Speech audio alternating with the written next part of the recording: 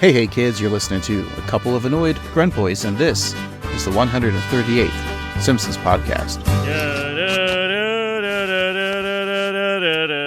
Time to whiz in a foaming bowl of china. That's right, we're the Simpsons podcast that discusses the beloved animated sitcom, The Simpsons, from seasons 11 and beyond, and the new episodes when they air. Why do we do it this way? Well, an entity known as Wheel of Random has cursed us to only watch those episodes because there's plenty of other podcasts out there that have discussed the Golden Age, that being seasons 1 through 10, so we are tasked to find episodes from the latter seasons to see if they can match the episodes that we all know and love. But I don't do this alone. I'm just one annoyed grunt boy named Craig. With me, as always, is the other annoyed grunt boy, Steve. Hello, Craig. Hey, boner bro. What up, hard-on, homie? Not much, penis pal. My dick dude. My cock comrade. My phallus palace. Wait a minute. That sounds like my dick is your home. Phallus Palace. That'll be a new t-shirt of ours. Like, if they were to remake or do another version of Police Academy, or they accidentally go into a gay bar, like, Phallus Palace is like the best name for one. I think if there is a remake and they do that joke of, sending someone to the gay bar, you can't do that joke anymore, by the way, but like, right. They should send them to like a straight bar and be like, what is this? How come that hasn't been rebooted yet? That seems so weird. Like, please, like, get all of those hip comics in LA that, perform at Largo, do all those podcasts that are comedy adjacent with a lot of banging in it. Yes. Yes. Those people are your Tim Baltz's, your Lisa Gilroy's, your oh yeah, Carl Tart. Yeah. They should all just sit in a room, silent, and then talk. And they should just say, all right, we're going to make a Police Academy movie. I mean, how great would it be to see Paul F. Tompkins as a cop? Or, like, he could be the new commandant right. of the Police Academy. Yeah. I would love this, yeah. Get Lily Sullivan could be an officer. Or, like you said, Carl Tart or Sean Distin. Oh, yeah. So all those comics that you see on the new After Midnight on CBS, it's not sponsored, by the way, they can all make a Police Academy. And there's so much jokes now. No one likes the police anymore. And make that the premise, like, everyone hates the police, so we're going to make people like the police and hire new recruits. Yeah, it's just like you and That's I. brilliant. Yeah, I like that. Yeah. Then you have like cameo from like Steve Gutenberg, who's like, here's my pitch. Steve Gutenberg is the mayor of the city. Oh, yeah. And he reenacts this new police law. And then you could get Michael Winslow will be the deputy mayor. Mm-hmm. I think everyone else is dead from those movies. We can get Bobcat Coldthwaite, and we can offer he could direct it. Exactly. That's what I was going to say. Like, he could have a cameo, but also be a director. I like this. Maybe we should just be the producers. I'm assuming the rights to the Police Academy might be about $85. I think we could pull enough money to. Do you think between you and I we can get $85 somehow? We'll have to start that Patreon, but I think after a couple of years we can do it. Either that, or we're gonna have to start delivering newspapers in the morning. What's a newspaper? It's the thing that you put down on the floor so your dog can piss and shit on. Oh yeah, that yeah.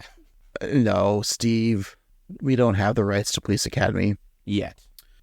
Well, Steve, we're in the middle of, as of this record time, January, and some of us on the podcast are going a little dry, so I think we might have to skip a beer corner. I hope our fans aren't upset, but Steve's liver needs a break. That's right. I'm just keeping it a little dry, a little California sober, if you will. So you're just doing a lot of cocaine and Xanax? That's right, and Ozempic. No, I was going to say, you look pretty thin. You're as thin as Oprah Winfrey now.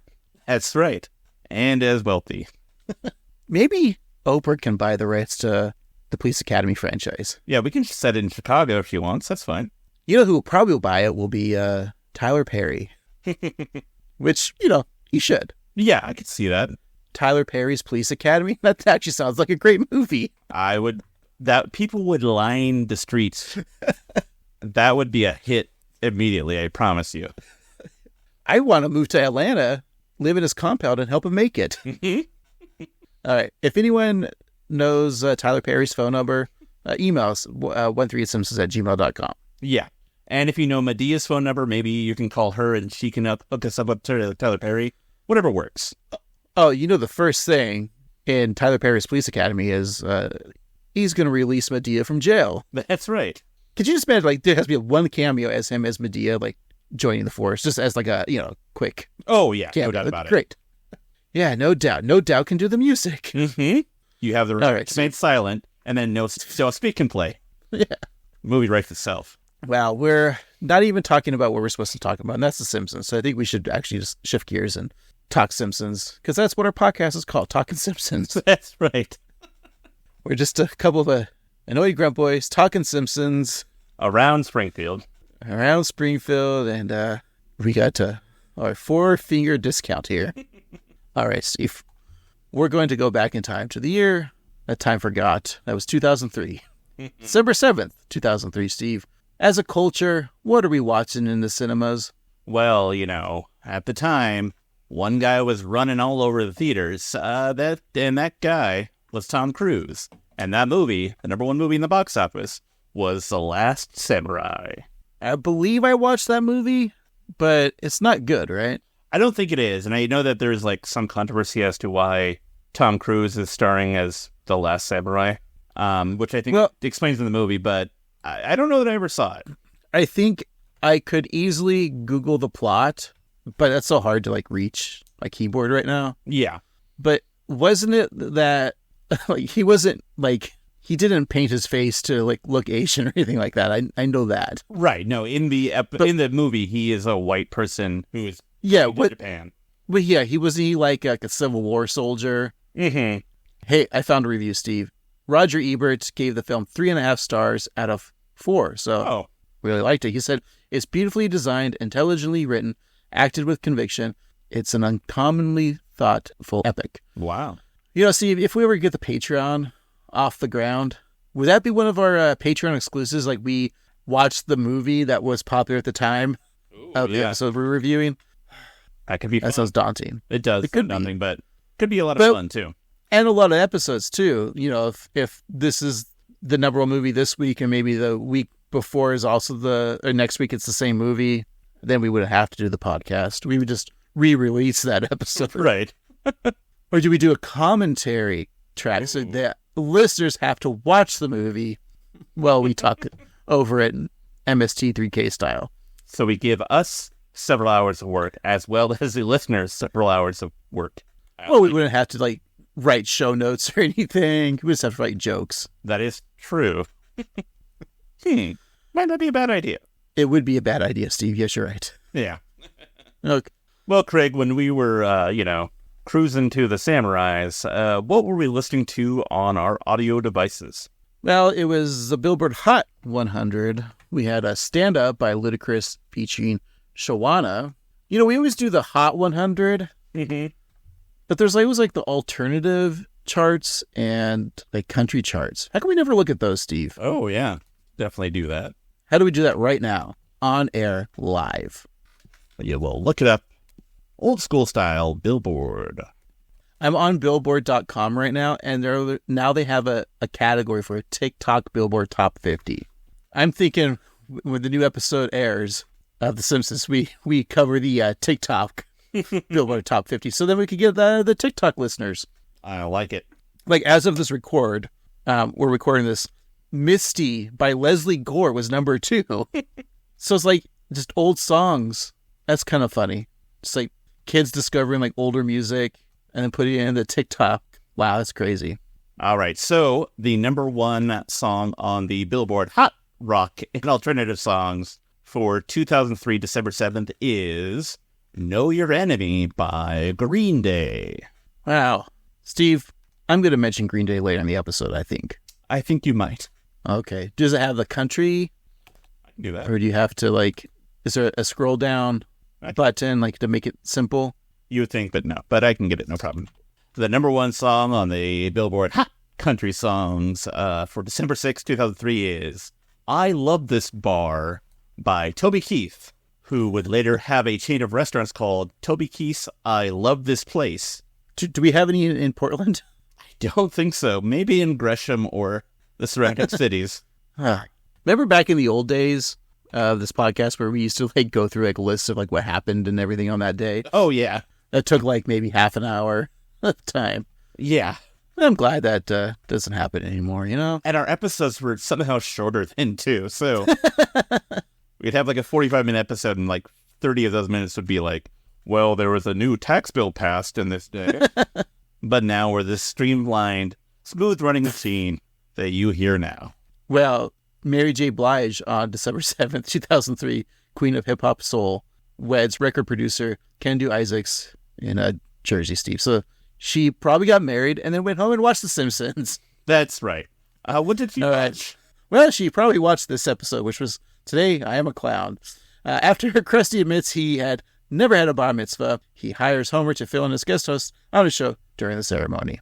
Yeah, wow indeed, Steve. All right, well, I had fun going down the December 7th, 2003 life with you, with the songs and the movie and that magical wedding that Mary J. Blige had. She probably watches this episode every year. Yeah. And remembers that beautiful day. Was Mary J. Blige ever on The Simpsons? I don't think so yet. Steve, be glad to let you know that she divorced Mr. Isaacs in 2018. Oh, boy. Yep. Saying she's single. According to Wiki, she's 53 years old. Nice. And she just had a birthday 10 days ago. Happy birthday, Mary. Let's just go ahead and we'll take a little break, come back, and discuss this episode. Sounds great. All right, we'll be right back.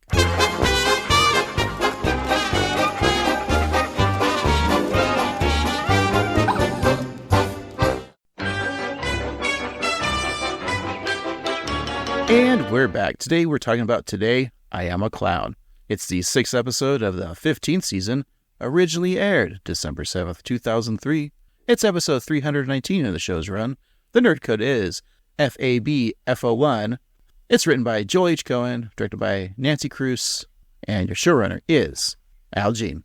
Alrighty, Joel H. Cohen. I feel like we just talked about him in his latest episode, Do the Wrong Thing, which we reviewed 2 weeks ago. But he has written 37 episodes, and this is the 13th that we've reviewed of his. Of course, he is known for his work on Saturday Night Live and Suddenly Susan. He's the younger brother of Robert Cohen, who wrote the episode Flaming Moe's, but he's not related to David S. Cohen. But yeah, so he's written several episodes such as Brawl in the Family, Homer's Paternity Coot, He Loves to Fly and He Does, Lisa Simpson, This Isn't Your Life, Clown in the Dumps, Q Detective, just to name a few. And the next new episode of The Simpsons, which comes out in February, Frankenstein's Monster, will also be written by him, so we'll talk about him yet again in the near future. Or we won't. That's possible. We'll just tell people to listen to this episode. That's not too far away, but it feels like it's pretty much like a month from now, isn't it? That the new Simpsons. That's fine, Steve. We're in the dog days of January, having Arctic blasts and watching football. You know, that's what's going on right now. It's all about football. That's right. Did you catch up on the playoff games this week, Steve? Sure. Go Lions. The Lions, yes, will advance along with the Niners, the Chiefs, and of course, the team that'll probably win the Super Bowl, the Baltimore Ravens. Yes, Bill Oakley's favorite. Is Bill Oakley's team the Ravens? Yeah, I think he grew up in Baltimore. And so, yeah, he's a Ravens fan through and through. Should we find out where Bill Oakley's going to be watching the Super Bowl and party with him? I think we should, yeah. Just interrupt him and be like, hey, listen to our podcast. You know, he's just going to be driving through McDonald's, eating their burgers. That's all he does. Mm-hmm. That's right. Handing out Steamy Awards. Yep. We're West Coasters here. I'm gonna root for the Niners, Steve. Is that all right? Yeah, when I liked football, I was always a Niners fan during the golden age of Joe Montana and Steve Young and Jerry Rice. So yeah, I'll go for the Niners. I still have a 90s starter jersey. Remember Starter Kids? Oh yeah. Of your name, Young. Steve Young. I have a Steve Young's jersey. Yeah. In fact, I wore it this weekend. Wow. Heather has a Kaepernick jersey, but the whole time she's just taking a knee. Of course. Had to cancel her, for wearing that jersey. Right. Yeah. All right, Steve. We're not a sports podcast yet. God, we'd be awful sports podcasters. Oh, God. I mean, we're awful podcasters in general, but if we have to talk about sports, too. we'd be like, remember that SNL bit, Tracy Morgan and the Brian Fellows animal guy? Whatever. That'd be like us. Yeah. Knows nothing about animals. We'd be like nothing about sports.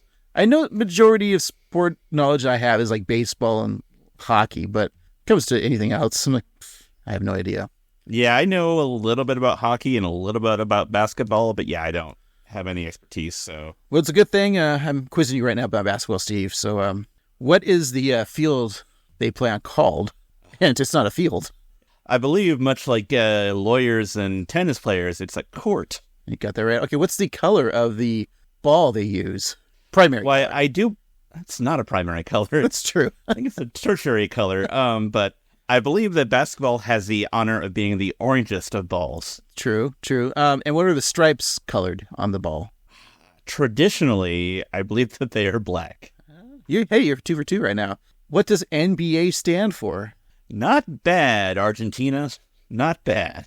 No, Steve.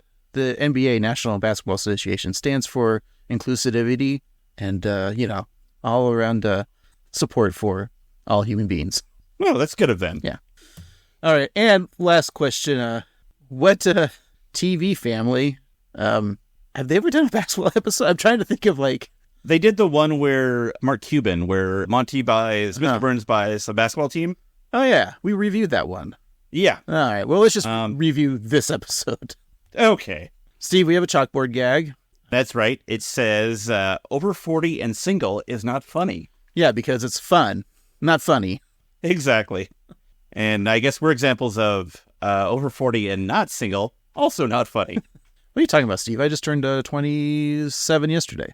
Oh, yeah. Me too. I'm ripe old 28. I like eating ass and TikTok and, Zaddy.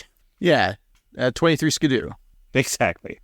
We have a couch gag, Steve, and this one's fun because it's a parody of everyone's favorite Batman, the Adam West Batman, of course.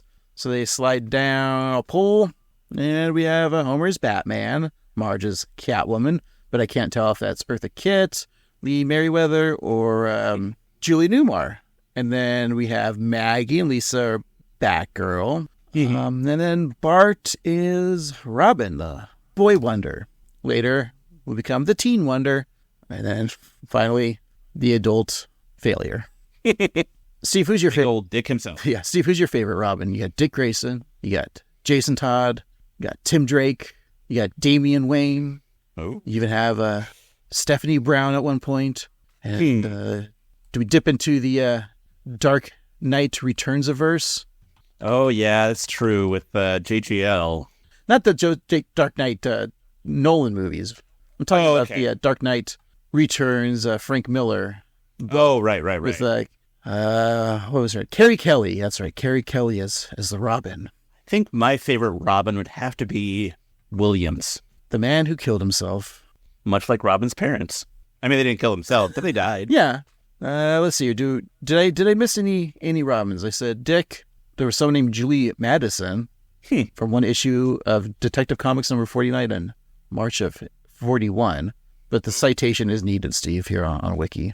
You got to get that citation. Yeah.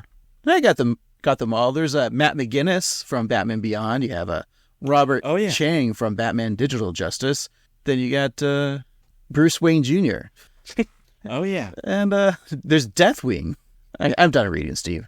Okay. I got to say, I'm going to give it to Dick. Or is Dick going to give it to me? I love Dick, and Dick is the greatest. It is true. I love me some Dick as well.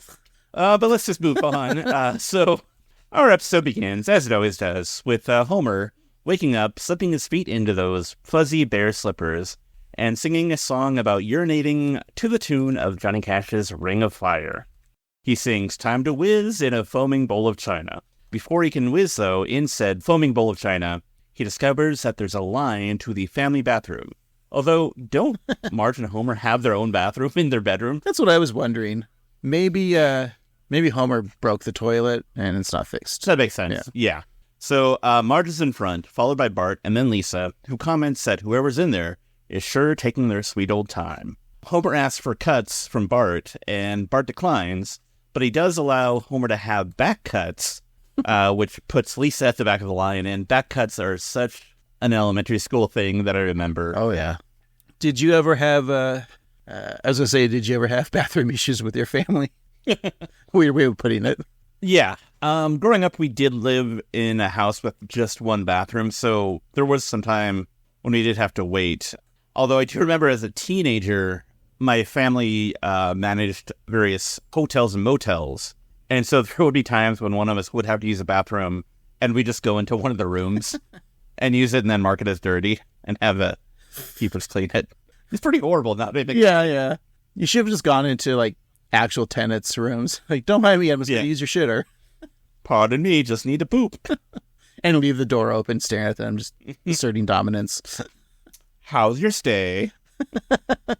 Well, just then Lisa realizes something. If they're all out there, then who is in the bathroom? So they realize it's, of course, the forgotten child of the Simpsons, Maggie, who is on the other side of the door just bouncing a ball.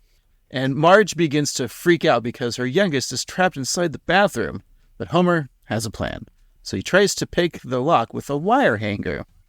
So the pointy metal goes through the keyhole and nearly stabs Maggie several times, but each time it just about hits her. She bends over, unaware of the dangers around her. And after the hanger takes her pacifier, it opens up the medicine cabinet, causing scissors, razors, and all kinds of pills to rain down on Maggie, which she giggles with delight. Even a bottle of Pepto-Bismol falls and spills underneath the door. Homer confuses the over-the-counter cure for nausea, heartburn, indigestion, upset stomach, diarrhea, for baby blood, and assumes the worst. The fact that Homer thinks that baby's blood would be pink. I like that. I kind of like the logic of it, though, because she's not fully grown, so it's not red enough yet, so it's still pink. Pink, like the Klingons' blood in Star Trek 6. Oh, yes, of course. That's what I thought of, too. So Bart has a solution. He uses Homer's head as a battering ram and slams it into the bathroom door. And although it starts to make a dent, Homer complains that he's not hitting it hard enough. And then Lisa finally gets the door open using some unconventional cartoon logic. And then the Simpsons get a visitor. How'd you get her out? I tried the coat hanger again. I don't understand why we only try ideas once. The door? No, I'll never get to pee. Dr. Hibbert? Is someone seriously ill? Oh, I wish. No, I'm here because of Bob Puccione over there. Brr? 2 months ago, Santa's little helper paid a booty call to my purebred poodle, Rosa Barks. And he had his eyes on her prize. I'm going to drop that analogy now. Oh, well, I'm glad you think they're cute, because they're your problem now. You just lost the box, pal. The beginning of that clip, just Lisa saying, like, I don't know why we don't try things twice, is really funny. Like, when you think about, like, Looney Tunes cartoons, especially like Wile E. Coyote, if they just try the same thing over and over again, it doesn't make for a great cartoon, but it does make sense. Right. Yeah. What's that saying? You know, the little green guy says in Star Wars, like, try, do or do not. There's no try. Wait, no, not that. The other green guy, he's like, Rainbow Connection. Kermit? Yeah, what does he say? It's not easy being green. Yeah, exactly. Just like that. Yeah. Right. You miss 100% of the shots you don't take. Yes, Michael Scott. We got it. Exactly. Thank you. I know this is going to be a little off topic or off tangent, which is weird. We never do that on the show. Never. I'm watching an older episode of The Simpsons that we can never review. It's the one where Sideshow Bob becomes the mayor, right? Mm-hmm. And it might have been the beginning they do the Republican headquarters joke as like a castle in Transylvania type of thing. And you see the Republicans there are Burns, Rainier Wolfcastle, like Rich Texan, right? But Dr. Hibbert is also part of the Republican committee. And I was wondering, was Dr. Hibbert always kind of considered to be a villain on the show because he was meant to be a parody of Bill Cosby at the time? And Bill Cosby was very anti-Simpsons. And now we all know that, Bill Cosby's a piece of shit, so it's fine. Right. All I'm asking, was Dr. Hibbert originally meant to be kind of a villain or unlikable character? I think maybe, like, because if you think about it, lower middle class family, especially in the onset of the show, they would like probably dislike those who have more than them. You know, that's why Flanders is who Flanders is. So it makes sense that a wealthy doctor would be antagonistic towards the Simpsons, even if he himself wasn't directly being evil. And also with Homer and Bart getting into such crazy hijinks, it seems like Dr. Hibbert would be the one to tell them not to do these things, like, you know, don't drink so much, or don't glue funny things to your face, or whatever. Don't jump Springfield Gorge. And so that's why they would, like, look to Dr. Nick for, like, other relief, because he's the cool doctor who's not as good, but he's affordable. So, yeah, I could see that, like, maybe not, like, Burns level of villain, No. but the way that kind of, like, the Flanderses are kind of villainous to the Simpsons in a way. I think that's a good point. Yeah, I think that early on the Hibberts would have been the same.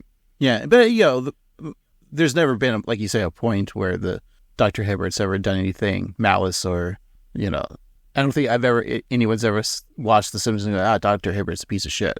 Right. Except for, like, now, what the Republican Party is in America. When you see an episode like that, I don't want to associate Dr. Hibbert with the Republican Party, because what is he? He's someone who obviously believes in science, unlike your majority of Republicans. Right. He's also a person of color, which is not. Right. It was kind of on tangent, you know, because Dr. Hibbert's there, the dog, so. Yeah, that There you makes go. sense. So as Homer brings in Santa's Little Helper, Rosa Parks hybrids, which I really liked naming her Rosa Parks. Very funny. Lisa remembers that the family dog, not that one, had puppies before, as she references the book The Simpsons, a complete guide to our favorite family. So she sees that in 24 and 1 greyhounds, they got Santa's Little Helper neutered.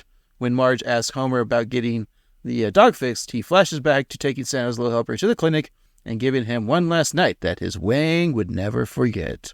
And this is also interesting because there's an episode of Frasier, which a neighbor's dog got pregnant with, I think it was Eddie, the episode The Unkindest Cut of All. And they even said, well, I'm glad that you like them because they're your problem now. So some parallel with Frasier, which is now a hit sitcom on Paramount Plus. Which hasn't been renewed for season 2, which is very weird. Interesting. And it wasn't Eddie. It was Roz. She did it. Oh, wow. Yeah. It's one of those lost episodes they're not allowed to air anymore. Really controversial. I can see why. Because Roz, her character trait, Steve, was she slept around. That was her character trait. Right. Even with dogs. So Homer drives down a seedy street as Donna Summer's Last Dance plays. Both men and dog drive with their heads sticking out of the window, their tongues hanging out. They visit a doggy porno theater, playing such films as Behind the Doggy Door, Long Dog Silver, and On Golden Retriever. Steve, have you rented all those movies at Blockbuster? Yeah, I went through the doggy door. And So then in an alleyway, Homer pays a sex worker, and then Santa's Little Helper and the sex worker dog go behind the bushes for some sex, presumably performed doggy style, or as they call it, style. You're right. Meanwhile, Homer asks the sex worker if she'd like to play air hockey, and she agrees for $350 an hour. So Homer accepts the challenge and runs into the Noiseland Arcade, which I never thought about, but it's in a very dirty part of town. You know, it needs to be where it needs to be for a plot. But it's much like Tapped Out, right? You can put Noiseland wherever you want. That's true. What would you do with a sex worker that's not sex, Steve? Oh, boy. I think we've had this discussion, like, let's buy a hooker, but, like, not do anything. Let's take her out, you know, maybe we'll go to an arcade like Homer does, or we're going to play Monopoly. Yeah, I think an amusement park would be fun. Maybe a buffet. But they got to pay for her food, Steve. That's true, but, I mean, obviously, you can pull Larry David and use a carpool lane. That's what I was thinking. That might be, like, my favorite episode of Curb. Yeah, I mean, it's pretty up there for me, too. Because he gets his dad high, which is hilarious. Mm-hmm. Yeah, that's a classic episode. Top 5. I'm going to have to start rewatching Curb until the new season, probably in a month, right? Yeah, it's true. Yeah.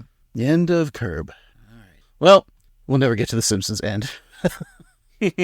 Finally, Homer and Santa's Little Helper arrive at Nut Landing Dog Neutering. But after they've been through, Homer just can't do it. So he tells Santa's Little Helper to keep his loving for the couch cushions. So Back in the present day, Homer's choking the dog like he chokes his boy, saying that he broke their deal and that they had an oral contract. So after Marge pulls Homer off Santa's little helper, she instructs Bart and Lisa to find new homes for the puppies. She also warns them not to dump them off with like some crazy lady, and just as a crazy cat lady walks by rambling sadly. But she's crazy cat lady, she's not crazy dog lady. No, you can't have dogs and cats because that would just be madness. You know who I call crazy dog lady? Who's that? White single women in their 30s. Ew. Doesn't make sense, does it? No, but it sounds like it's something. It also has all the cadence of a joke. Yeah. So first they go to groundskeeper Willie, who finds one of the puppies to be irritable, wall-eyed, a misfit bastard, just like Willie. Next they offer a free dog to Snake Jailbird. He doesn't want the free handout, but he'll gladly steal one, pointing a gun at Bart and Lisa, saying that he'll cherish and care for the dog, and there's nothing they can do about it. He gives the dog a little kiss and then laughs wildly, driving off, thinking that he's getting away from something. They then visit the home of Krusty the Clown, who is trying to find something to watch on TV. Seen it. Bad. Boring. Saw it on the plane. Rerun. Telemundo. Me. Turned it down. ABC. Banned from the set. Lame. Regis. Let's see. Champagne or Slim Fast?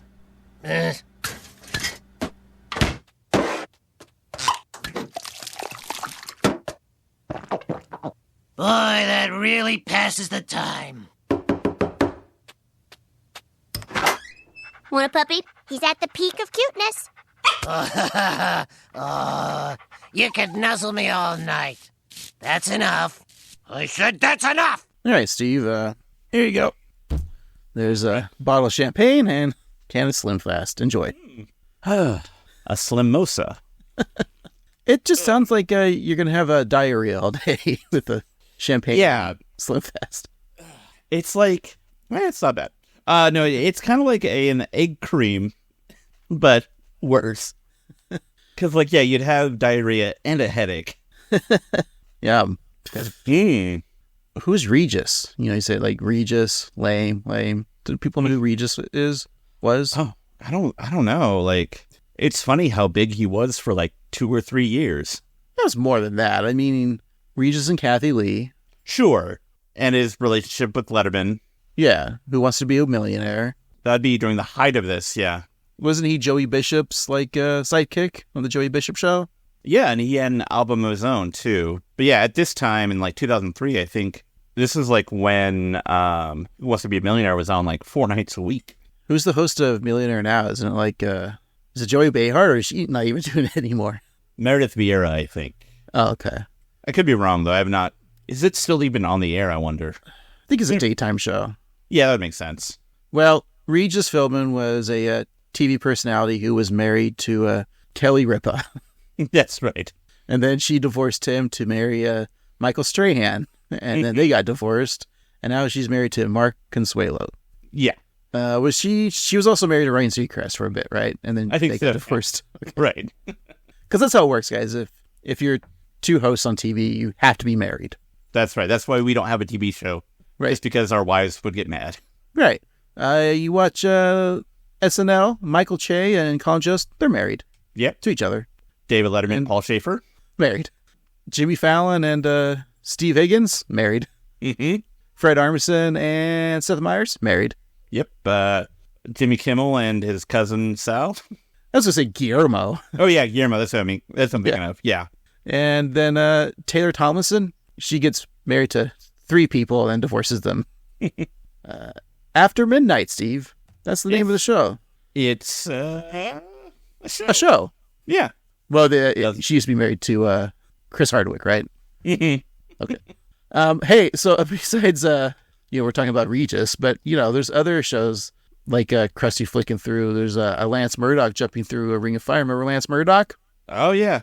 You have the Jerry Springer show featuring one of the cowboy barflies from Marge on the Lamb. And then, of course, he sees his own show.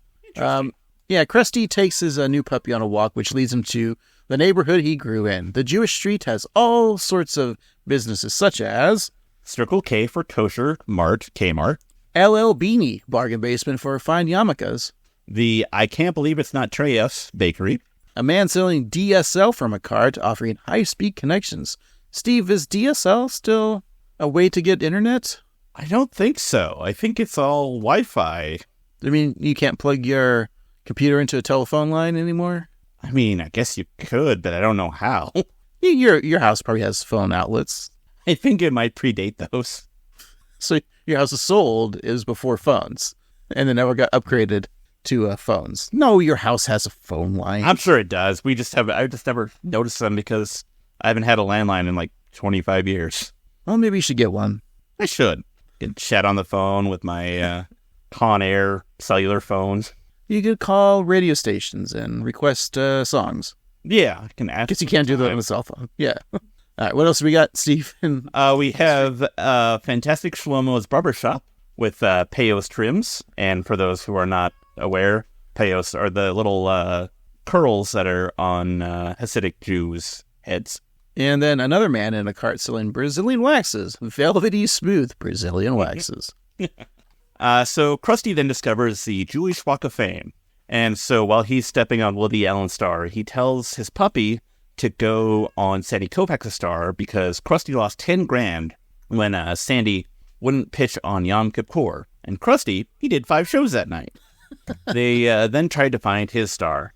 They passed John Lovitz, Alan King, the aforementioned Joey Bishop, Albert Einstein, I don't know if that's the scientist or the Albert Brooks, Lorne Michaels, Sherry Lewis, Lamb Chop, and even author, playwright, and Rabbi Chaim Potok, who Krusty assumes is some kind of Klingon. All those names, but no star for Krusty.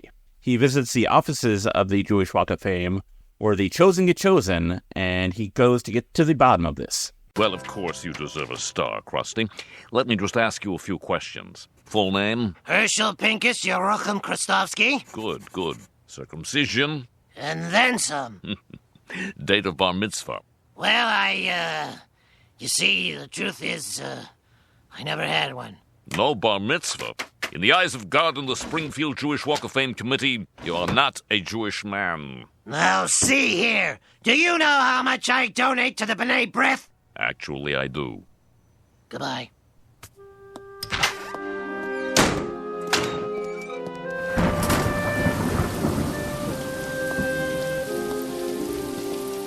Krusty, what's wrong?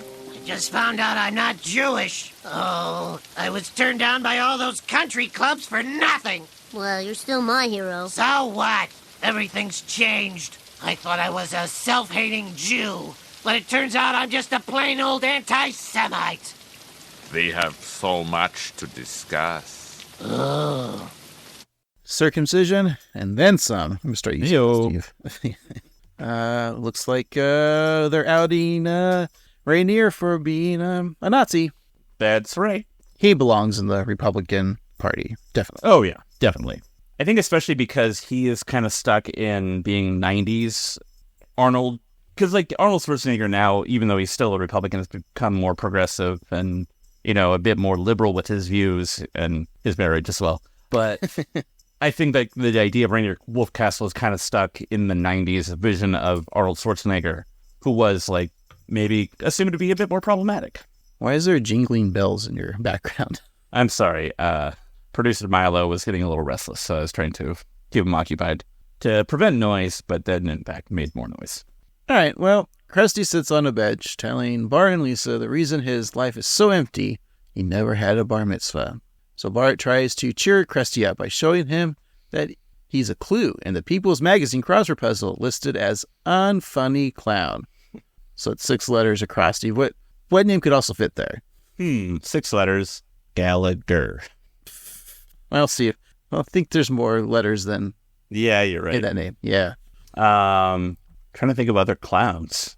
Joker with an exclamation point. I don't think exclamation points are allowed in crosswords, Steve. Sometimes they are.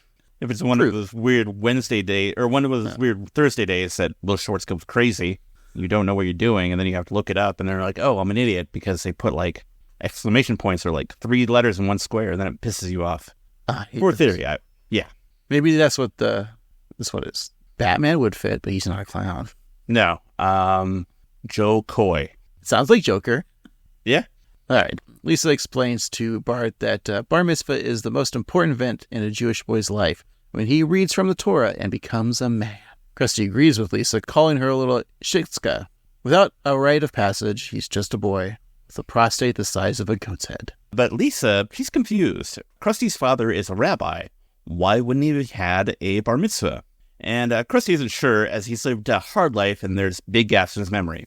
He remembers learning how to ride a bike, and then pretty much nothing else up until that moment. So Bart suggests that they ask Krusty's dad, and Krusty thinks that might just be the answer. Yeah, right. My father will put this in a spiritual, philosophical context.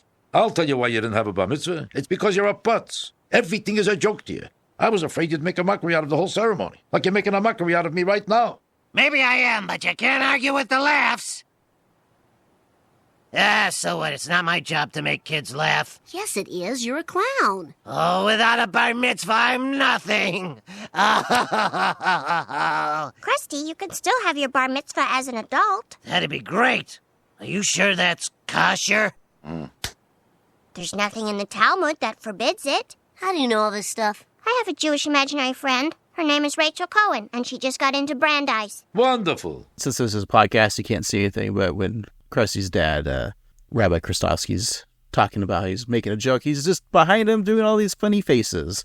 It's fun. It reminds me of like when Bart makes funny faces, and that's like where you got it from. I like how it's, I'm not here to make people laugh, and that's exactly what you're here to do. It's your job. Fun stuff. And looks, we got Jackie Mason back as Krusty's dad. This is the second time he's appeared after appearing in seasons 3, like Father Like Clown. So, yeah, second appearance. Took him how many years to get them back? A lot? Yeah, like 10 years maybe? Yeah, more than that, Steve. We're in season 15, that was season 3. All right, Steve, do the math. Well, carry the 2, carry the 5, add the 3, subtract the 10. Yeah, 12 weeks. Isn't that Joke Joe doing that math? Oh, yeah. Joke Joe, like, carry the 3, divide the... Yeah, Joke Joe. Sorry. Okay, that's fine. But he would later go on to appear in 12 more episodes before his death in 2021. Rest in power, King. So, at the opening of an episode of Krusty the Clown, the titular performer begins with his usual, "Hey, hey, kids," and then makes a confession. Underneath all the plastic surgery, he's actually a Jew, and from now on, he's going to embrace his fate. As he dons his yarmulke, the children in the audience cheer wildly, with Nelson asking, "What's not to like?" Krusty then offers to pass his traditions in the same way as people have passed them down for generations, through animation. Well, it's a special episode of Itchy and Scratchy show entitled A Bris Before Dying. And in the cartoon, Scratchy is a Moyle offering a prayer before circumcising a young baby Itchy. He then pulls out his knife, but the baby Itchy hops on his head and pulls out his eyeballs. And Scratchy tries to stab the mouse, but instead cuts his ears, nose, left arm, before cutting his whole body to pieces. So Itchy then puts those body parts through a meat grinder, cooks them over an open flame, and forms it into a wine glass, which he wraps in a cloth and steps on it, saying "Mousel Tov." As the cartoon ends, Krusty tells his audience, "That's what I believe in now." That's a lot of fun. I always love a good Itchy and Scratchy cartoon. So after the show, Krusty checks the races while Mr. Teeny gives him a massage. The Simpsons pop in to tell him what a wonderful show he had, but Krusty has a bigger issue. Krusty, that was a great show. Once I was clapping and the applause sign wasn't even on. Hey, that's great, but I got a problem. This schedule has me working on Saturdays. That's the Sabbath. Well, we could tape 2 shows on Friday. Are you nuts? I can barely get through 1 show on Friday, even with the... smelling flowers. Such expensive flowers, filled with remorse. Anyway, we gotta book a guest host. How about Jon Stewart? He's a son, a lover, and a pundit rolled into one sexy package. He'd be perfect, so forget it. I need a guest host so bad he can never replace me. I need someone who's not intelligent, not good looking, and so utterly repellent he... I'm your man. Man, are you unpleasant? You're in. You're in? He's P? Uh-oh. At first you're thinking, are we going to get a Jon Stewart cameo? And we don't. I know. But Marge has a lady boner for Jon Stewart. That's fun. Yeah, I could see that. I mean, he's smart and, sexy. I get it. I also like in this episode how indifferent Krusty is towards Bart. Like, in the beginning, he's like saying, but you're still my hero. And Krusty's like, yeah, I don't care.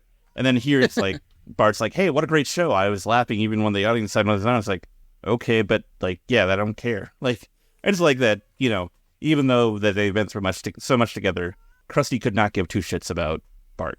Well, it's kind of like canon that Krusty doesn't really remember Bart every time like Bart and Lisa do something because he's, an egotistical Hollywood elite, just like every person that works on The Simpsons. Yeah, Matt Groening doesn't remember me. He used to go to his house every weekend when he lived in Portland and wash his car, water his plants, just a lot of washing things, I never touched his feet, in case that's what you're wondering. Yeah, because he was your next door neighbor. Mm-hmm. And you would always skateboard to his house with your slingshot. That's right. Where you had yellow spiky hair, always wore blue shorts and an orange or red shirt. And then all of a sudden, he draws Bart. I mean, he used to always spray paint his garage door, El Steve-O. That's right. Always told him to eat your shorts. What else did you do to your Mr. Graney when you lived by him when you were a kid, when you were a menace? What did I do? Oh, boy. I would put cherry bombs in his toilet. I'd eat the last of his cupcakes and drink all of his frosty milkshakes. And really, that's why I started this podcast, is because I want to sue Matt Groening for taking my likeness. I also want to sue the people of Jackass for taking my graffiti tag Steve-O and giving it to that weird circus performer. Stevevo. That's 6 letters, Steve. Hey, I'm an unfunny clown. All right. The next day, Sideshow Mel announces to the children that the beloved show has undergone a reformatting. The kids cheer with delight, and Mel then says, "Let's get ready to sit quietly." And he introduces the guest host, the ultimate placeholder, Homer Simpson. We then see Homer sitting at a chair surrounded by his friends. He welcomes the viewer to the Homer Simpson show and then says, "Next card," reading from the cue cards. And then welcomes his guest, Mo Sizlak, local businessman, Carl Carlson, raconteur, and Lenny Leonard, 3-time juror. He then asks the 3 men what is on their minds, thereby inventing the modern podcast. Yes. 4 guys talking around, talking about nothing. So they all sit in awkward silence until Lisa speaks to Homer from the control booth, saying that he has to say something meaningful. Homer starts with an observation, asking if people notice that seats are too small for normal-looking guys like him, from theaters to airplanes, and even the set he's on now. And he stands up, and the chair is still wrapped around his fat ass, as 2 stage hands try to pull it off. So comic book guy is watching, and he agrees wholeheartedly as the camera zooms out to reveal that his ass is stuck in a teacup ride seat as he regrets partaking in the ride after dining at Beauty and the Beast's Fried Dough Chateau. Carl then keeps the conversation stimulating, which a couple of construction workers and a pregnant woman really seem to enjoy. Meanwhile, Krusty begins his spiritual education. Hey, I got a question. How come oldies stations are always playing the same song? How about some new oldies, geniuses? Boy, these guys are right on the money. Yeah, my neck is sore from agreeing so much. Hey, baby, you looking for a good time, huh? Go home, turn on your television, Channel 6. Thanks for the tip. Yeah, twins, I get it. Now, let's watch something I'm really interested in. Who has more power, Miss America or Miss USA? I think one's elected and the other one's appointed. I think your water just broke. Will you be quiet?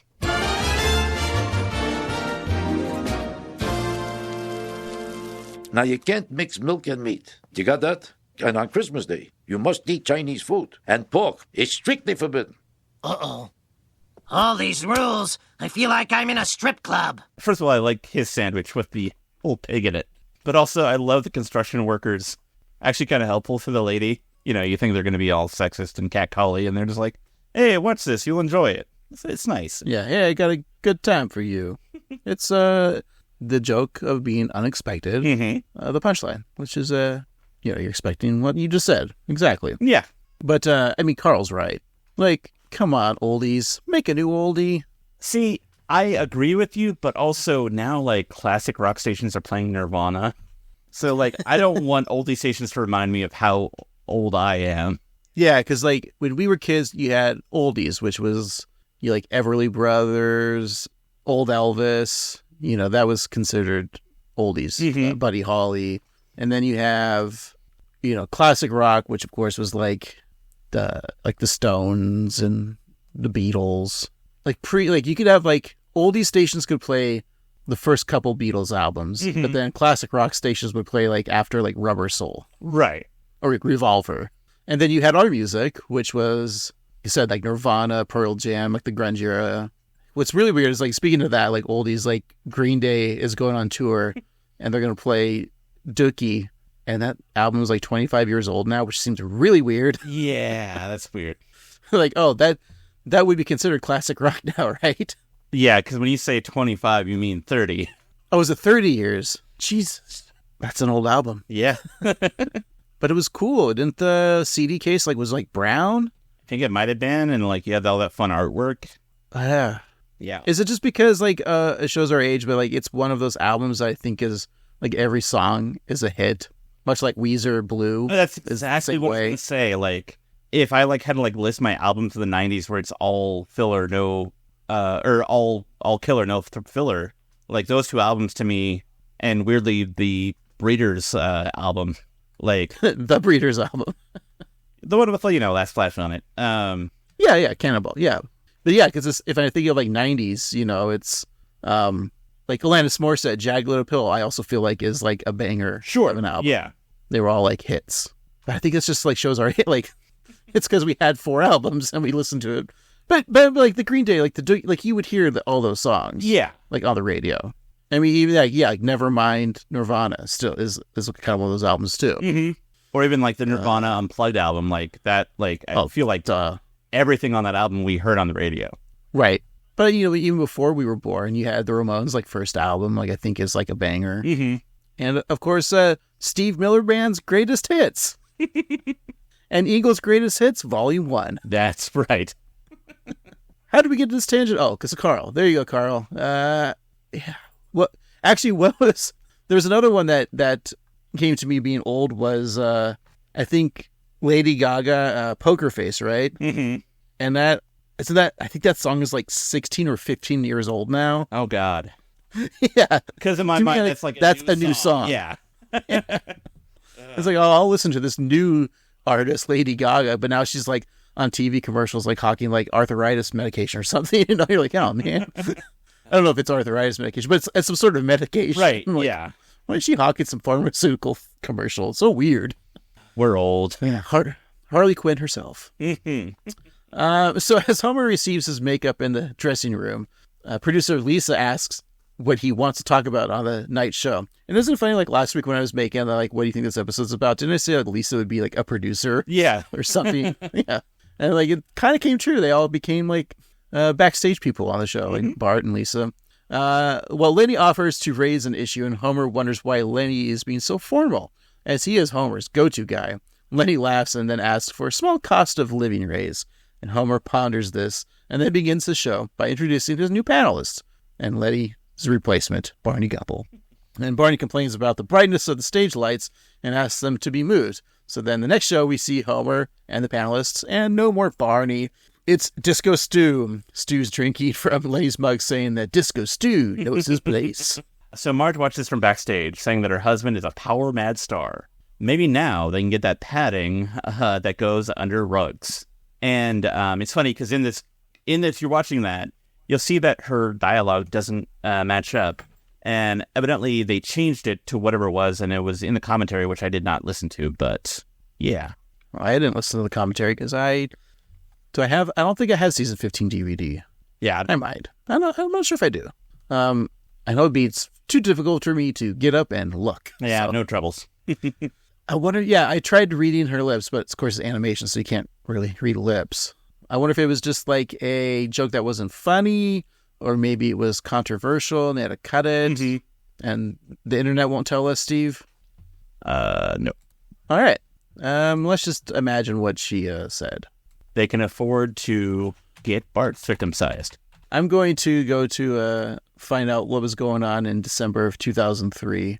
All right, so maybe Marge made this joke, which occurred on December 6th, so they had to edit it that night. She said, maybe they can afford to buy cocaine for George Clinton, the founder of P-Funk, because on the 6th of Just 2003, he was arrested for cocaine possession. Trex.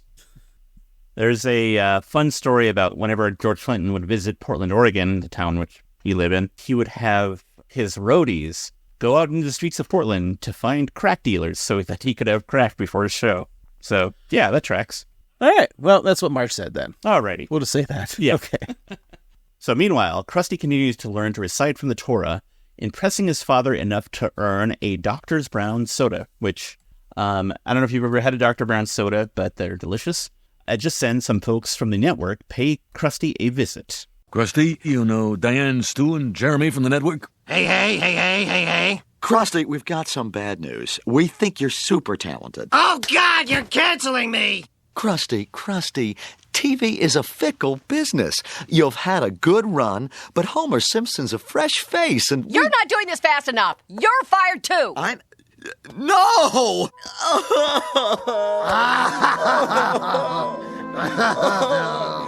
Just the music of, like, the sadness of that guy getting fired, even though we don't know him. Like, they're just trying to invoke some sympathy. Poor Jeremy. He was, like, my favorite character. So good. I love that ponytail. It's funny. I also like how Krusty just introducing himself to everybody. He goes like, hey. Yeah, really good. Yeah. At the Gilded Truffle, the Simpsons dining experience is interrupted by Clancy and Ralph Wiggum. The chief hates to bother Homer when he's eating, but he's always eating. So Clancy asks for an autograph for Ralph, and Homer is happy to oblige, and Ralph says that he eats Legos, and Homer responds that he did too, and look where he is today. He then hands Ralph a napkin with his signature, which features poor handwriting and a couple of backward R's. We probably discussed like that joke, like it should be joke jail, like when kids write letters backwards. Yeah. But there's something about like Homer doing it. I think it's kind of funny. It is. I just wish they would have mixed it up because like I always had that handwriting and like, but I never made a backwards R.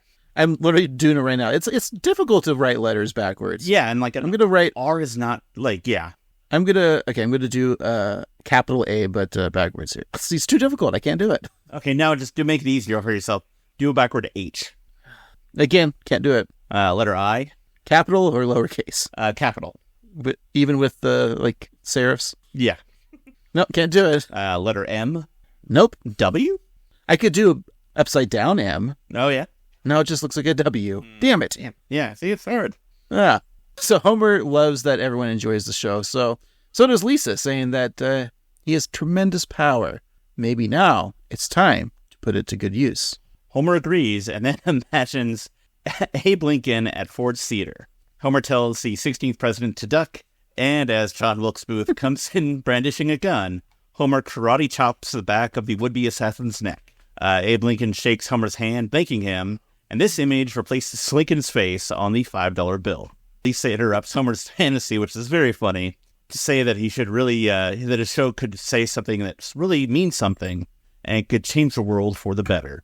Bart disagrees, saying that Homer should live fast, die young, and leave a big fat corpse.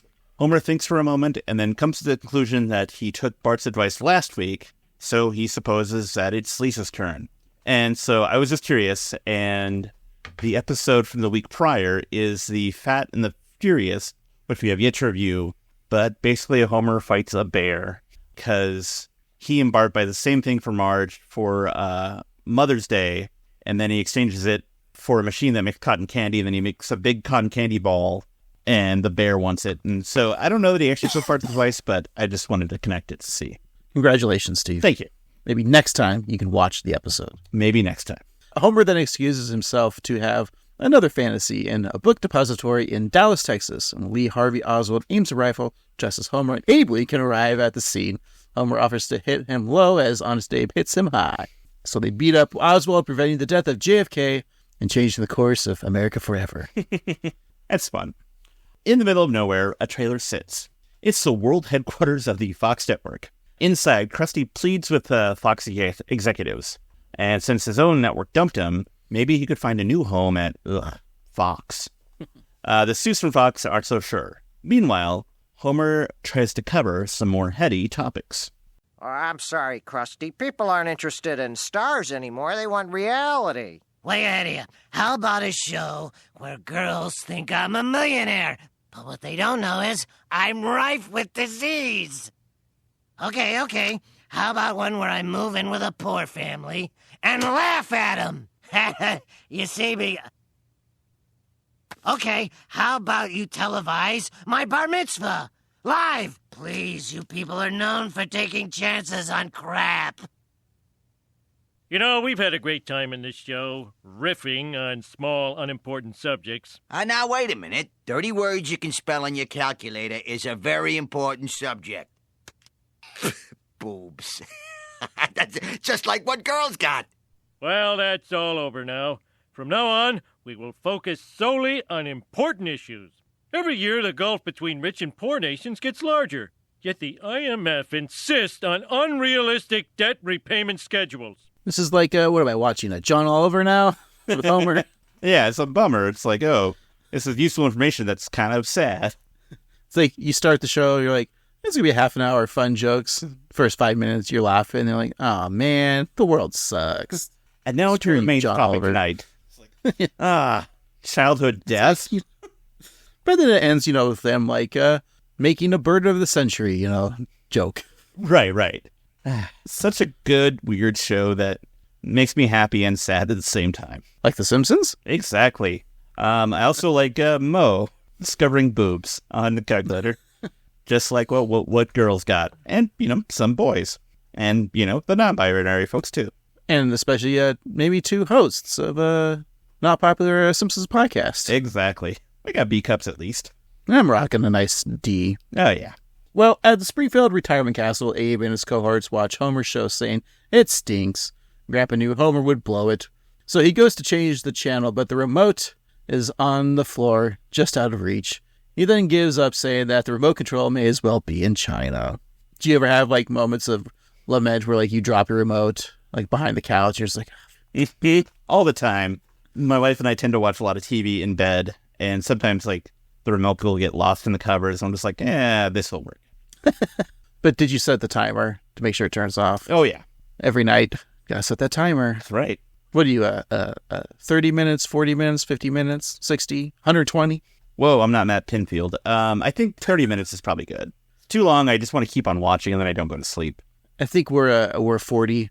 That's reasonable. I go to sleep faster than she does, so. In fact, I'm sleeping most of the time on this podcast. Clearly. So, at the Springfield Stadium, it's Krusty the Clown's Wet and Wild Bar Mitzvah, where the first 2 rows may get converted. With a mighty Shalom Springfield, Mel welcomes the crowd, who offers a mild shalom in response. Mel says, I can't smear you, and the audience responds with a much more enthusiastic shalom. Krusty warms his voice as Mel introduces him and a very special guest. Now to get you in the Bar Mitzvah mood, put your hands together for the Beach Boys. Experience! Mezuzah, menorah, reading from the Torah, pastrami, knishes, onto sets of dishes, a church with no steeple for God's chosen people. Now let's meet a man who's muscle-bound and a man who's bound not to eat mussels, Mr. T and Krusty the Clown. T, I haven't seen you since we roasted Chevy Chase. Yeah, we were kind of rough on him. I felt bad for the guy. You pitied the fool? That's one way of putting it. Time for me to get into character. So let's start with the Beach Boys experience. What did you think of that rendition of Kokomo, or a parody thereof? That's the greatest song ever. True. How about you? I thought it was fun. All right. And then we got Mr. T, who I think that the first Penny the Fool joke, pretty good. Because he's not going to say it. It's great. Yeah. I've always wondered, though, what would it sound like if Mr. T and E.T. had a child? I wonder. Well, I think it would go a little something like this. I pity the fool who doesn't phone home. That's some great comedy. It reminds me of the way that white people drive do do do do do do, whereas black people they drive doom doom digga digga doom doom. Oh, I was laughing so loud I couldn't breathe. Clearly, that was very funny. Yeah. Mr. T removes his iconic mohawk, placing it in a suitcase with other attachments such as dreadlocks and hair tied around a bone like a Pebbles Flintstone. And then Mr. T opts for a tuft of hair shaped like a yarmulke and then pulls down his hair's ringlets, saying, let's scroll. He then reads from the Torah, ending his prayer, his trademark fool. So on Homer's show, he continues his impassioned speech, asking why should America consume 90% of the world's resources when Argentina must devalue her currency to pay her debts? Homer sobs and then sees that his panel has all left, even Carl, who is using Homer as a ride home. Bart steps on the stage to tell Homer that he blew it. He listened to Lisa and lost a stranglehold on the audience. Homer responds with, all audience you, and then strangles Bart, which we love to see. The Hibberts watch at home, and Julius realizes that's why Bart has all those broken tracheal bones, which is a very dark joke. Yeah. He says, typo tie my ass. I mean, I know that Homer choking Bart is an ongoing thing that's darker, and that's why they kind of shied away from it. But to think about, Bart actually going to the doctor and being like, I have all these broken neck bones, and then to lie about the cause of them from a bow tie. If, this happens in real life, Bart's getting taken away by services. Bart's has a new family. Exactly. Child abuse is only funny in cartoons, not in real life. That's right. Dr. Hibbert then switches to the channel to Krusty's Bar Mitzvah, which is offering the world's largest potato pancake. And Steve, if you look outside your door, there's your living room. I couldn't afford the world's largest potato pancake. I'm sorry. That's fair. I understand. Are you a fan of latkes? I love a latke. Yeah. There's nothing potato-based that you would scoff at, right? Aside from maybe a potato salad, but other than that, and even though some of those are good, but yeah, most potato products are delightful, and I love them a lot. Yeah, I'm not a fan of the American cold potato salad. Yeah, that's right. I like a German potato salad. Warm German potato salad is the best. Yeah. Does Idaho have a potato festival annual every year? I think they do. Yeah. Where thousands of people show up, their version of Oktoberfest, but a potato fest. Mm-hmm. We should look into that, and we'll take a vacation, and we'll go to Potato Fest for you. I think it's held in the eyes of March, because potatoes, they have eyes. Yeah. Anyways, back at Homer's show, he's still choking Bart when a producer tells him that he's canceled, and he has 5 minutes to get off the set. Is he canceled the show, or is he canceled because he's choking his son? Probably a little bit of column A, a little bit of column B. Homer sadly walks out of the studio and to his parking spot, which is about to be painted over. Raphael tells Homer that it'll be quick and painless as he replaces Homer's name with Audio Department. So Marge comforts Homer, saying that he went out in the classiest way possible and that she is very proud of him. Homer tells her that he thanks God every day for her settling for him. And then after they hug, Homer notices that his car is missing. And Raphael points behind him where Homer's car has been thrown in a Trashco dumpster. Homer begins to cry, but Marge invites him to go to the make-your-own Sunday place. And Homer agrees, provided that Marge make his Sunday for him. Aw. Back at Fox, Krusty wraps up his Bar Mitzvah presentation. He thanks the cast of the stage production of Lion King and introduces the superstar of David, Mr. T. Mr. T, born Lawrence Trudeau, states that he pities the shul who won't let Krusty in now. He is tied to a giant menorah, which Krusty spins. As Mr. T spins and fireworks go off and the crowd is very impressed. So the former A-Team star says that he wished he invested his money in better. Krusty looks at the happy crowd and feels great until he sees his father looking at him with disappointment. So after the show, Krusty receives good news about the ratings, but has one more thing to do. Krusty, the ratings were good. Raymond rerun good. Great. But there's one thing that's still nagging at me. I want a real Bar Mitzvah in a temple. Wonderful.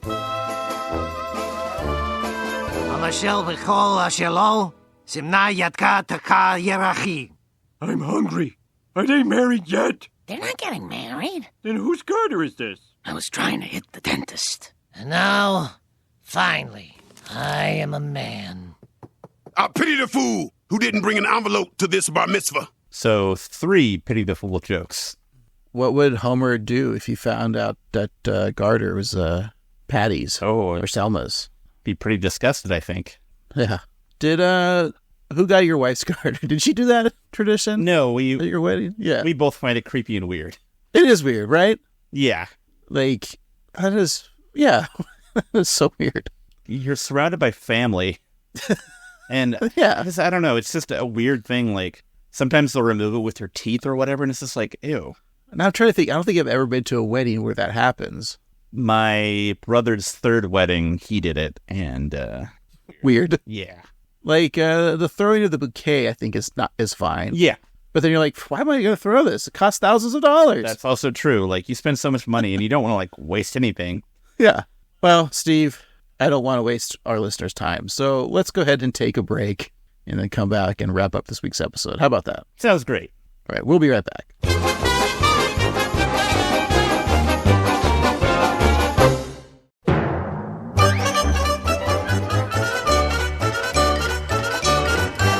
And we're back. Steve, let's wrap up this week's episode today. I'm a clown.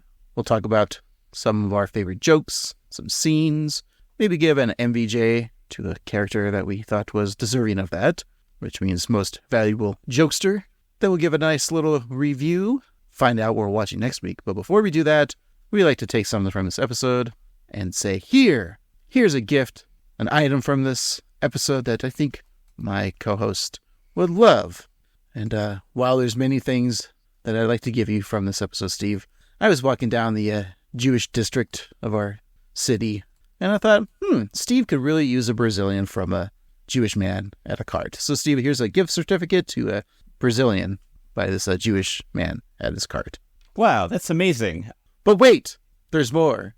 I'm going to get let the listeners know on a little personal thing about you, Steve, and I also got you a gift certificate to half off of a circumcision.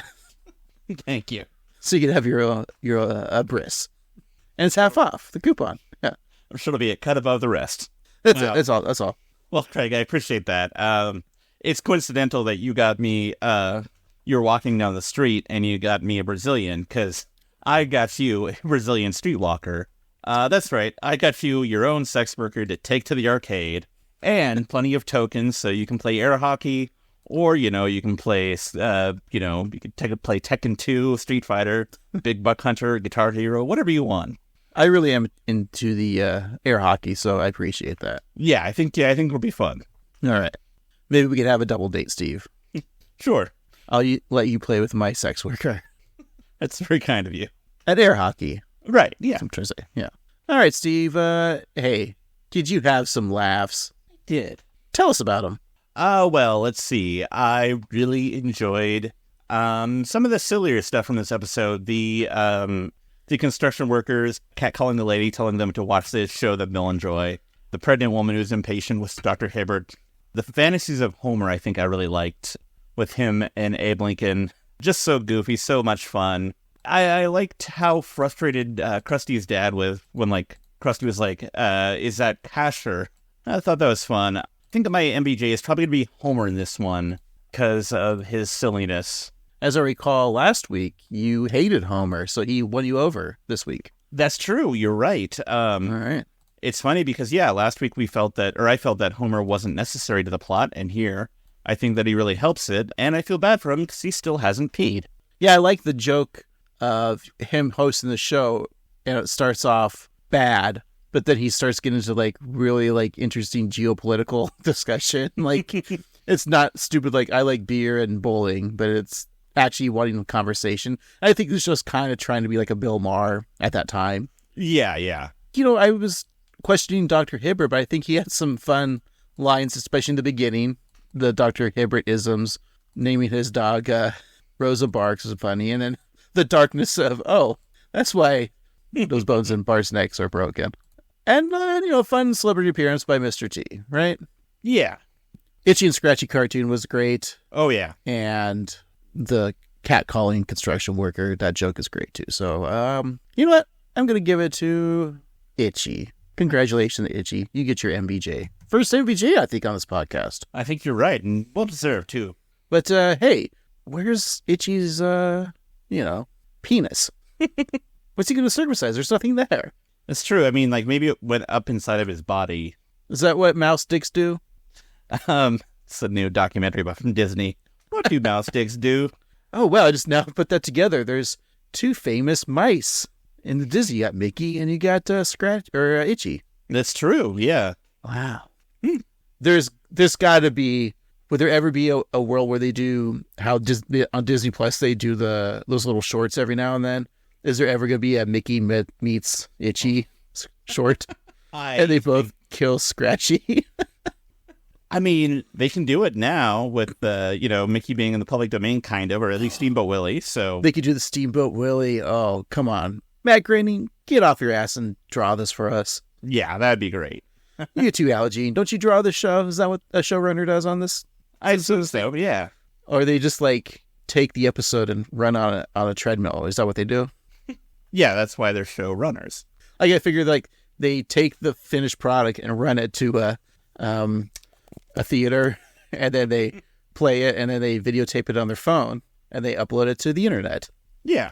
That's how TV works, right? I think so. All right, Steve, enough of our tomfoolery. What'd you think about this episode? We're talking about a period close to the Golden Age, and I think this is a fun episode. It's kind of retreading some familiar territory, with the puppies and Krusty's Jewishness and, his dad. But I think that this is kind of a fun, fresh take. And what it lacks in plot, I think it makes up for in humor. Like, it's a fun, goofy episode that, aside from Mr. T, doesn't feel too much of its time. And I like the converge, like the where it started and where it ended. Like, the opening gag of Maggie in the bathroom was so much fun. And Lisa, talking about, like, why don't we try anything twice? And then the visual gags of, like, the drugs falling from the medicine cabinet. And the way that leads into Hibbert having puppies with Santa's Little Helper. And then that leading to Krusty getting a dog, which leads him to realize that he wasn't Bar Mitzvah. Like, that's a fun kind of thing. It's a fun journey. And I think the way that Homer ties in with it, I think that's pretty good. So, all in all, I think it's pretty solid. Now, if I had to give it a ranking, a numerical ranking, I would say that, typically you're 13 years old when you become a man or a woman with your bar or bat mitzvah, respectively. And so I'm going to give this a solid 10 out of 13. What do you think? Wow, Frank? high score. Yeah. I thought it was fine. I mean, it was okay. Okay.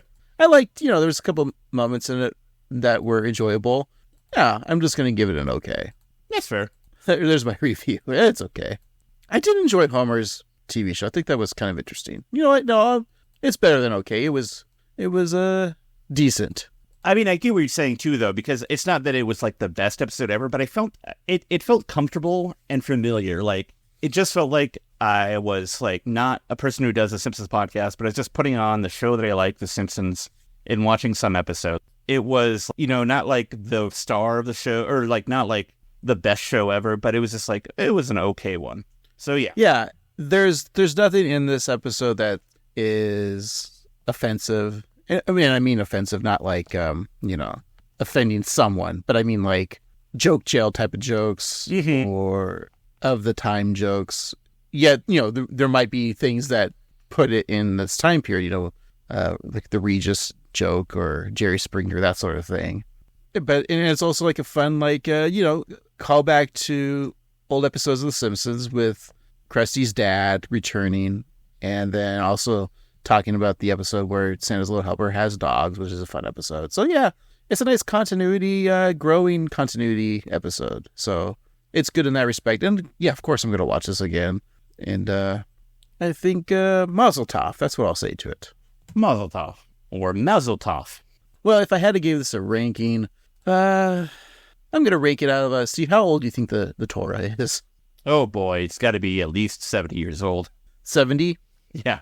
Yeah, it's at least 70. The final Torah is widely seen as a product of the Persian period between 539 to 333 BCE, or probably around 450 to 350 BC. So, out of 350 BCE, I'm going to give it I'll give it a 250 BCE. Yeah, that seems about right. Okay. Yeah. Well, those times when people just like counted down to like zero, like, it was a weird way to date the years. Yeah. All right, Steve, I had fun watching this episode like I do every week with you, but sadly we have to go away. No. Before we do that, we're going to find out what we're watching next week. And Steve, I'll be glad to let you know that there's no new episode. So we have to use the old wheel. The wheel's having a great time, by the way. Oh, yeah. Excited to be used, much like those dog hookers that Homer buys. So, Steve, let's give the wheel of random a spin to see what season we're in.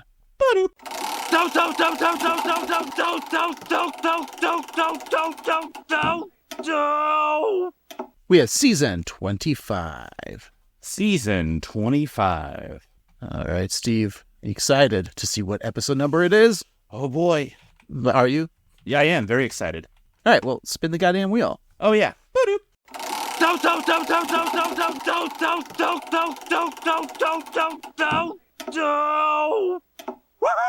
We have episode 16. Season 25, episode 16. What do you think the title is? Oh boy, well, this one was Today I Am a Clown, and there wouldn't be related for any particular reason.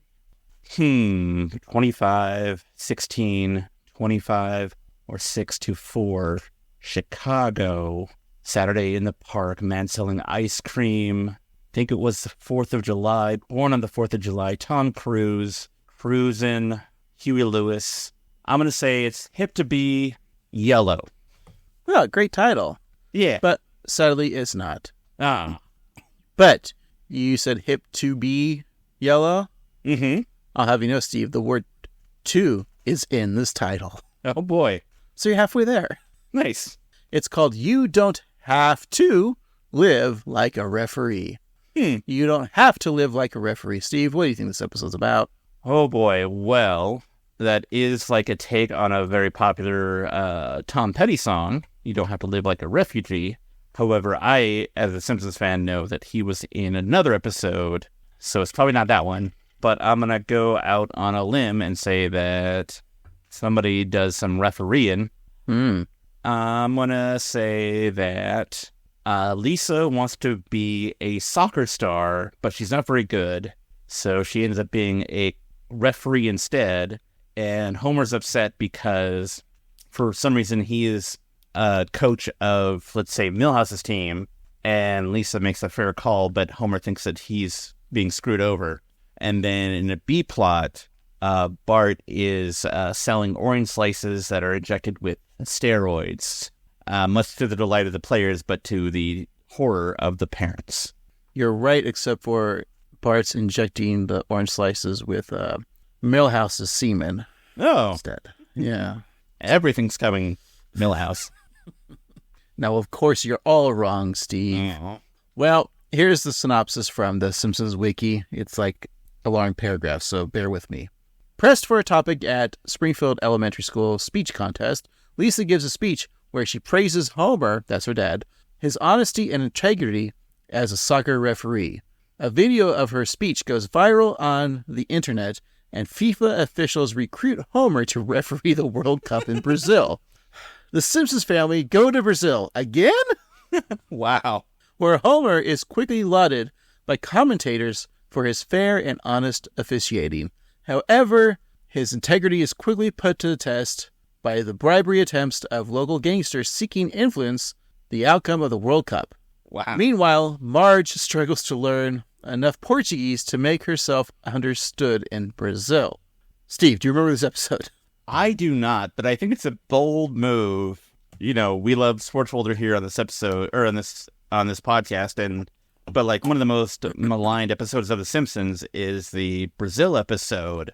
So the fact that they would go back to Brazil and still make fun of Brazil is an interesting move. So I am curious about this one. Do you have any memory of this episode, Craig?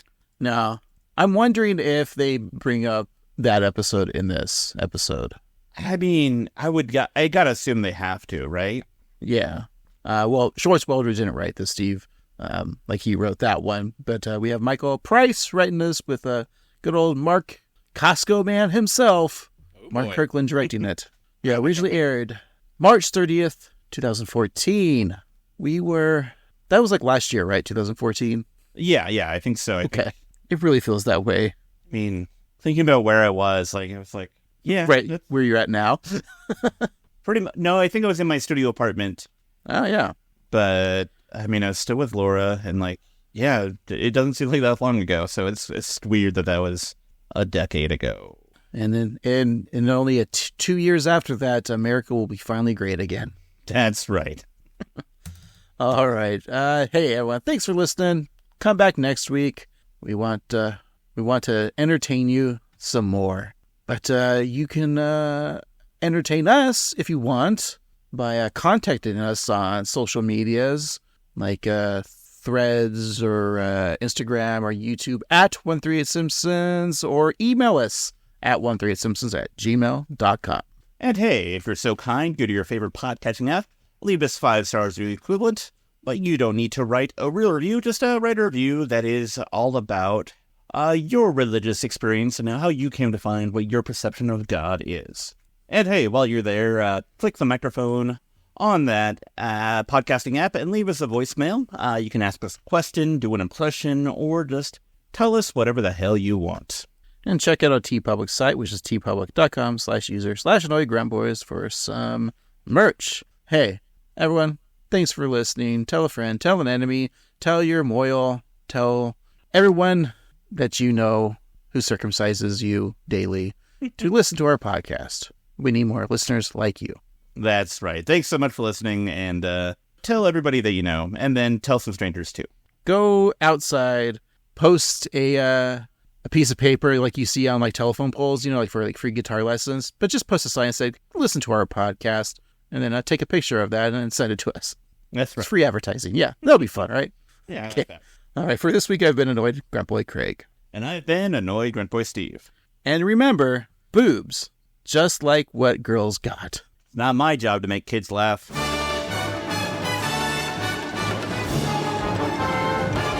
Hey, baby, you looking for a good time, huh? Go home, turn on your television, channel 6. Thanks for the tip.